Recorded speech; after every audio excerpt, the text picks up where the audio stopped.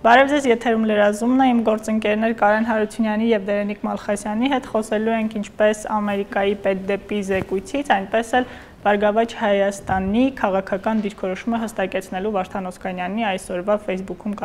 կատարած գրառումից։ Անդրադառնալու ենք նաև Հանրապետական կուսակցության Տարոն Մարգարյանի ավելի լավ Երևան էջի fake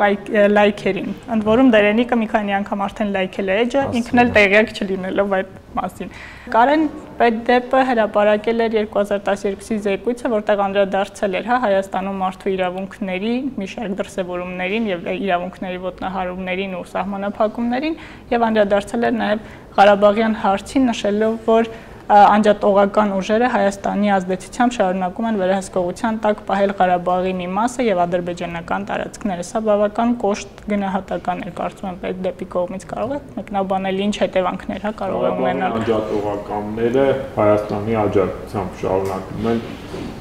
օկուպացիայի տակ պահել Լեռնային Ղարաբաղ եւ հարակից ադրբեջանական տարածքներ մոտավորապես այսպես ձևակերպումը, բայց այդ ձևակերպմանը հաջորդում էր որ ԵԱՀԿ Մինսկի խմբի միջազգային միջնորդության ներքո ընթանում է Լեռնային Ղարաբաղի կարգավիճակի շուրջ բանակցություն։ Մոտավորապես այսպես է հնչում, այս երկու ձևակերպումների միջև իհարկե որոշակի հակասություն կա, նախ ինչու առաջին ձևակերպումը շատ խիստ է, ինչու մարդու իրավունքների զեկույցում պետք է նման ձևակերպում լինի, նման արտահայտություն լինի, ինչ կապ ունի Ղարաբաղի խնդիրը, ընդհանրապես Ղարաբաղում հայկական ուժերի վերահսկողությունը կամ հարակից տարածքներում մարդու իրավունքների վիճակի հետ, որովհետև նույն հարցության մեջ եթե նայենք ըստ իրենց եզրաբանության օկուպացված Ղարաբաղում մարդու իրավունքների վիճակը շատ ավելի լավ է, քան Ադրբեջանում, որի մասը իրենք համարում են այդ օկուպացված Freedom House-ը արդեն Ղարաբաղին տվել էր կիսաազատ։ Freedom House-ի քարտեզում Ղարաբաղը ուրիշ գույնով է ներկված, կիսաավտորիտար երկրների գույնով, իսկ Ադրբեջանը ավտորիտար երկրների շարքում։ Այնպես որ անհասկանալի է այդ ձևակերպումը, բայց ամեն դեպքում մերմում է ձևակերպման երկրորդ մասը, որ միջազգային բանակցություններ են ընթանում միջազգային միջնորդության ներքո կարգավիճակի շուրջ։ Իհարկե ցանկալի կլիներ, որ այդ որակումը չլիներ առաջին որակումը, բայց նախկինում էլ նման կոշտ ձևակերպում եղել է։ Դերենիկ զեկույցում նաև խոսվում էր ընտրական իրավունքի հիմնականում Հայաստանում ընտրական իրավունքի իրացման խոչընդոտների եւ մամուլի ազատությաններ անդրադարձել եւ հավաքների ազատությանը եւ ցույցեր կազմակերպելու ազատություններ դրա մասին ինչ կասեք, որքանով adekvat էին գնահատականները։ Ես կարծում եմ, որ Կարենին նշածի եւ այդ նշած ձևակերպումների միջև հստակ կապ գոյություն ունի, այսինքն ինչ որ բանի դիմաց, ինչ որ բան պահանջում են միջազգայինները, այս դեպքում Միացյալ Նահանգները։ Այսինքն նախ նշենք, որ Միացյալ Նահանգների պետդեպարտամենտի զեկույցում հստակ նշված է, որ Հայաստանի քաղաքացիները չեն կարողանում իշխանափոխություն իրականացնել սահուն կերպով։ Երկրորդ նշում էր դատական համակարգի, այսպես ոչ ազատ լինելու հանգամանքը, կոռուպցիան, կառավարության գոյություններից ոչ թափանցիկությունը, այսինքն հստակ գնահատականներ տալիս էր Հայաստանում տիրող իրավիճակին ու բավականին։ Բայց հակասություն չկա, համ նշում են, որ ընտրություններ հնարավոր չիրականացնել, մյուս կողմից շնորհավորում են։ Բնական է, ես հենց դրան եմ վերում։ Այսինքն շատ adekvat գնահատականներ է տալիս Հայաստանում տիրող իրավիճակին, այն մասին, ինչ ամեն օր մամուլում գրում են ընդդիմադիր մամուլը, անկախ մամուլը, ամեն անգամ դրա մասին գրում են։ Սակայն միաժամանակ նույն պետդեպի ղեկավար Ջոն Քերին, Միացյալ Նահանգների նախագահ Բարակ Օբաման շնորհավորում են Սերժ Սարգսյանին, այսպես հաջող ընտրությունների կապակցությամբ նախագահ դառնալու վերաբերյալ առիթով։ Ու հետաքրքիրն ինչ է, որ 2000 նախ գնահատականները վերաբերում են 2012 թվականի մայիսի 6-ի ընտրություններին, բայց մենք տեսնում ենք, որ այդ ընթացքում որևէ փոփոխություն տեղի չի ունեցել մինչև 2013 թվականի փետրվարի 18-ը, միգուցե ավելի է վատացել, չգիտեմ, բայց փոփոխություն էական տեղի չի ունեցել։ Հետևաբար, Միացյալ Նահանգների ղեկավարությունը ամեն դեպքում պետք է հաշվի առնել այդ իրենց համար ուղենշային զեկույցի բովանդակությունը, ինչը չեն արել։ Ես կարծում եմ սա բավականին տրամաբանական է, քանի որ այլ բան է իրավիճակին տիրապետելը, այլ բան է քաղաքական գեոստրատեգիկ շահերը։ Ինչը թույլ է տալիս ենթադրել այդ երկու այսպես բովանդակությունների միջով առկա հակասությունը թույլ է տալիս ենթադրել, որ Միացյալ Նահանգները, Արևմուտքը հստակ քաղաքական շահեր են հետապնդում Հայաստանում, հետևաբար կիրառում են երկակի ստանդարտներ, եւ դրանից զարմանալ պետք չէ, Արևմուտքին մեղադրել պետք չէ, քանի որ նրանք առաջնորդվում են իրենց երկրի շահերով եւ մեր իշխանությունները պետք է առաջնորդվեն Հայաստանի Հանրապետության շահերով, ոչ թե իշխանությունը պահելու շահերով, ինչը անում է ներկայիս ղեկավարությունը։ Եվ մենք արդյունքում ունենում ենք նմանատիպ զեկույցներ, սակայն այսպես իշխանությանը փառաբանող հայտարարություններ տարբեր երկրների ղեկավարների կողմից, տարբեր եվրոչինովնիկների կողմից, ինչը էլի նշեմ, որ բնական է, ինչ որ բան անում են, ինչ որ բան ստանալու համար։ Եվ Կարենը որ նշեց Ղարաբաղի հարցով նման այսպես անընդունելի ձևակերպումները, ես կարծում եմ, որ այստեղ Միացյալ Նահանգները հստակ մեսիջներ է տալիս, որ Ղարաբաղյան հակամարտության կարգավորման հարցում ինքը հստակ ակնկալիքներ ունի Սերժ Սարգսյանից,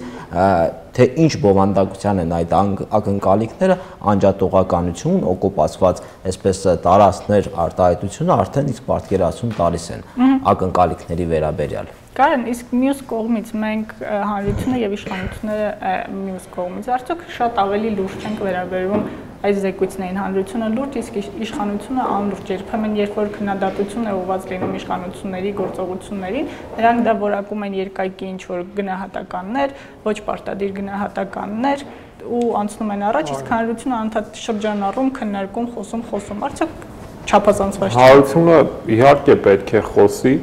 հանրության իրավունքն է խոսել, բարձրաձայնել, վերջերս նաև այդ Երևանի ոստիկանապետի նշանակման հետ կապված նմանատիպ անհեթեթ իրավիճակ եղավ, երբ որ կա եվրոպական մարդու իրավունքների եվրոպական դատարանի որոշումը, թե ինչպես է այդ ոստիկանապետը բռնություն գործադրել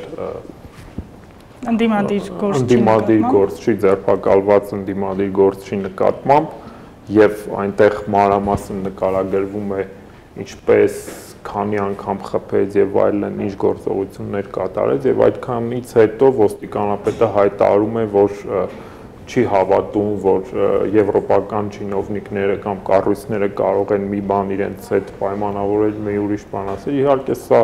չի տեղավորվում առողջ տրամաբանության մեջ, նաև նույն Wikileaks-յան հրապարակումները, եթե վերցնենք, շատ սառը գնահատում են Հայաստանում տիրող իրավիճակը, հատկապես երբ դուք կարդում եք իրենց այդ կոչվում է minutes of meeting, ընդհանրապես այդ հանդիպման արձանագրությունների վերջում մեկնաբանությունները, այդ մեկնաբանությունները բավական դիպուկ, սառը տալիս են իրավիճակի գնահատական։ Օրինակ, ես այսօր կարդում էի Wikileaks-ի այն հրապարակումը 2008 թե 9 թվականի, չեմ հիշում, Գագիկ Խաչատրյանի հետ Մարի Յովանովիչի հանդիպման վերաբերյալ, որտեղ որ երկար տեքստից հետո գալիս է վերջում մեկնաբանության հատվածը եւ Յովանովիչը գրում է, որ տվյալ անձնավորությունը եւ Հարկայինի Մաքսայինի պաշտոնյաները ներգրաված են բիզնեսներում եւ այլն եւ ամբողջ այդ բարեփոխումների ընթացքը եւ հետագան, ապագան կախված է հենց նրանցից եւ բարեփոխումների առարկան հենց իրենք են։ Այսինքն նման փաստաթղթերում շատ ավելի անկեղծ են միջազգային դիվանագետները եւ զեկույցները։ Շատ լավ, մենք կուզեի խոսանք նաեւ Վարդան Օսկանյանի Բարգավաճ Հայաստան կուսակցության ավականու առաջին ցուցակը զբաղեցնող նախկին արտգործնախարար Վարդան Օսկանյանի այսօր Facebook-ում կատարած գրառումից, որով մոտավորապես ասում էր, որ պետք է Բարգավաճ Հայաստանը հստակեցնի իր քաղաքական դիրքորոշումը քաղաքական դաշտում, հայտարարի, որ ընդդիմություն է, եւ դրա արձագանքը, հա, Նաիրա Զոհրաբյանը արձագանքելով նշել էր, որ պարտադիր չի նման հայտարարություններ անել, որովհետեւ Բարգավաճ Հայաստանը իր գործով բազմիցս ցույց է տվել, որ նա ընդդիմադիր կուսակցություն է, մանավանդ որ արդեն իշխանության մեջ չէ։ Ես համենայն դեպս տպավորություն չունեմ, որ Բարգավաճ Հայաստանը ընդդիմություն է, դրանից ձեր տպավորությունը։ Տեսեք, արդյոք այստեղ ընդդիմություն հասկացողությունը մի քիչ հարաբերական է, եւ Նաիրա Զոհրաբյանն նաև նշել էր, որ եթե չեմ սխալվում, պատրաստ են քննարկել նաև կուսակցության ներսում, թե ինչ է տեղի ունենում, բայց ամեն դեպքում, եթե Բարգավաճ Հայաստան կուսակցությունը իշխանության մեջ չի գտնվում եւ միաժամանակ այս կամ այն չափով քննադատում է իշխանությանը, ոչ արմատական դիրքերից, հետեւաբար իմ ընկալմամբ ընդդիմություն է։ Սակայն Բարգավաճ Հայաստան կուսակցությունը նախընտրել է այսպես այլընտրանք ձևակերպում, որը անհասկանալի է։ Ինչին այլընտրանք, իշխանության այլընտրանք, եթե ընդդիմությունն էլ այլընտրանք։ Այսպես ասած, Սերժ Սարգսյանի խոսքերով կամ Աստվածաշնչից մեջ բերելով կարելի ասել, որ գաղջ մթնոլորտում է Բարգավաճ Հայաստան կուսակցությունը այս կարգավիճակում։ Իսկ թե գաղջ մթնոլորտը կամ իրավիճակը ինչ են անում, Աստվածաշնչի մեջ գրված է այդ մասին հստակ։ Այսինքն կամ պետք է կողմնորոշվել ընդդիմություն կամ իշխանություն։ Հիմա Բարգավաճ Հայաստան կուսակցությունը կարծում եմ, որ այդ տարանջատման բարդ փուլում է։ Եվ Վարդան Օսկանյանը առաջարկում է իրերը կոչել իրենց անուններով։ Եթե դու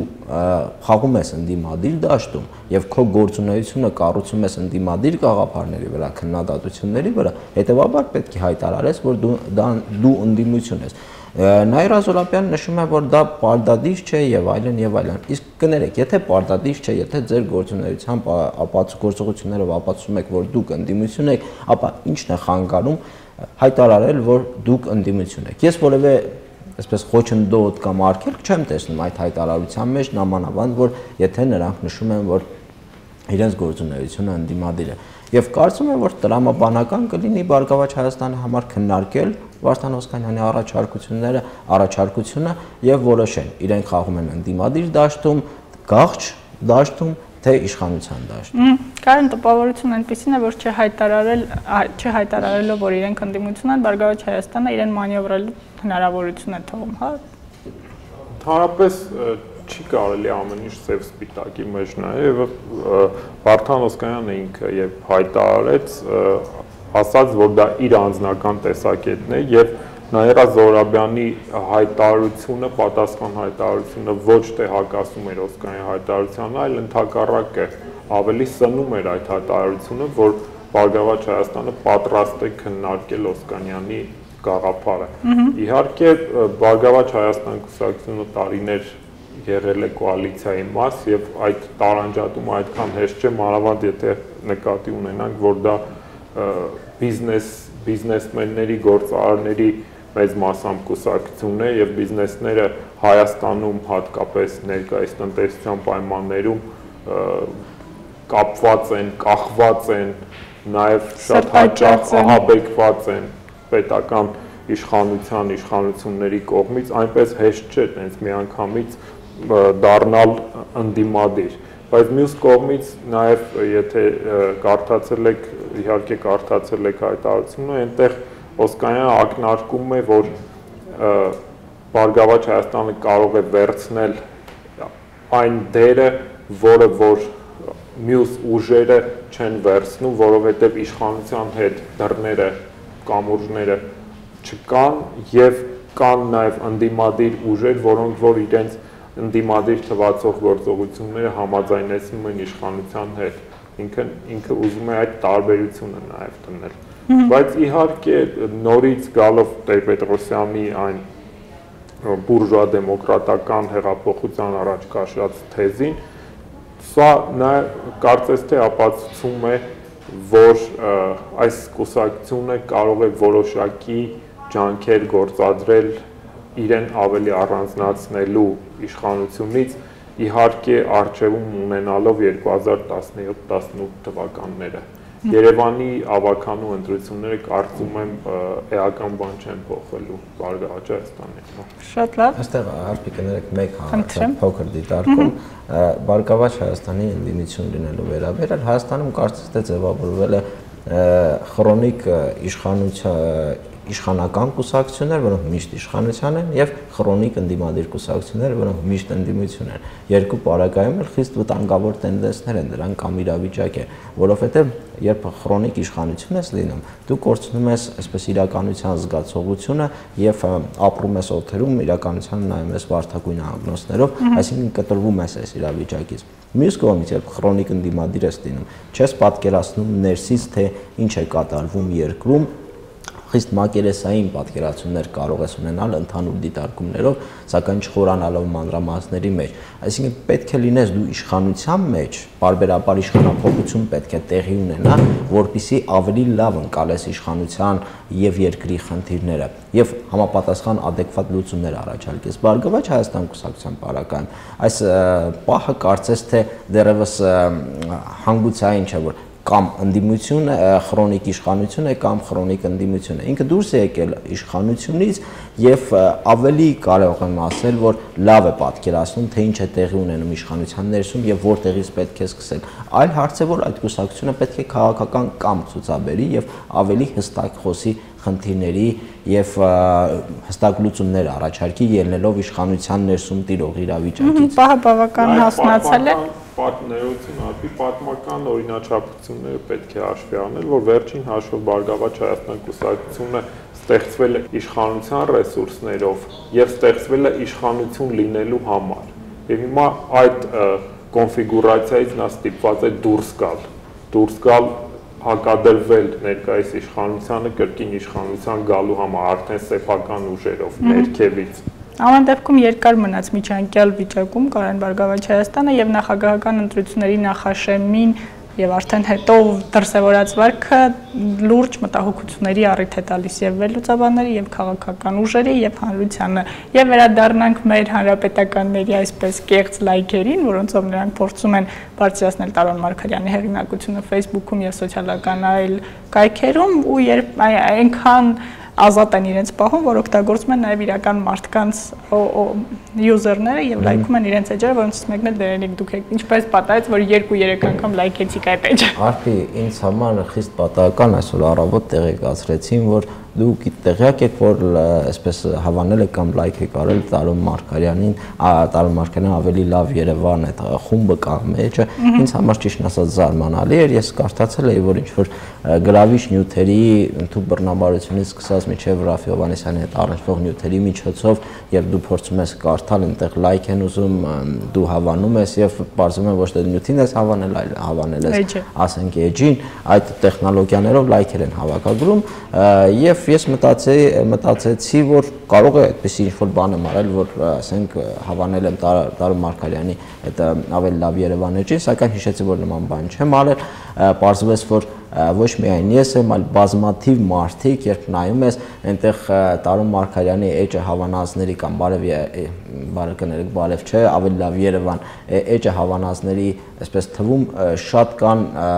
բռունցքներով Բարև Revolution-ի կամ Բարև Երևան դաշինքի համակիրները, ովքեր ասենք տարօրինակ զուգադիպությամբ կրկին հավանել են Տարոն Մարգարյանին, շատ ընդդիմադիրներ, որոնք կյանքում չէին այսպես հավանի այդ էջին։ Եվ այստեղ քննարկում գնաց, եղան հրապարակումներ լրատվամիջոցներով, սակայն որևէ արձագանք չեղավ կոնկրետ Տարոն Մարգարյանի կամ հանրապետականների շտաբի կողմից եւ ընդամենը մի քանի րոպե առաջ նախքան այս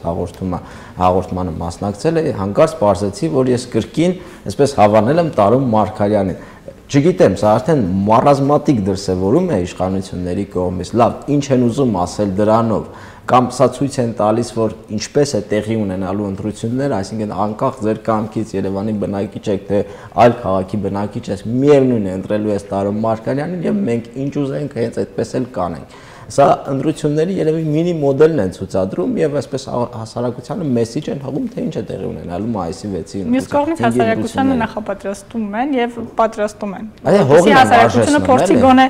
Չէ, այս անգամ կարող է դրական էֆեկտ լինի եւ հասարակությունը փորձի տեր կանգնել իր ձայներին։ Հուսանք, Այսքանով մենք սահմանափակենք այսօրվա մեր լրացումը։ Ես ուղղակի հիշեցնեմ, որ վաղը երեկոյան եւ ապրիլ 24-ին ամբողջ օրը Civilnet-ը ուղիղ հեռարձակմամբ լինելու է ամբողջ օրը կայքի վրա,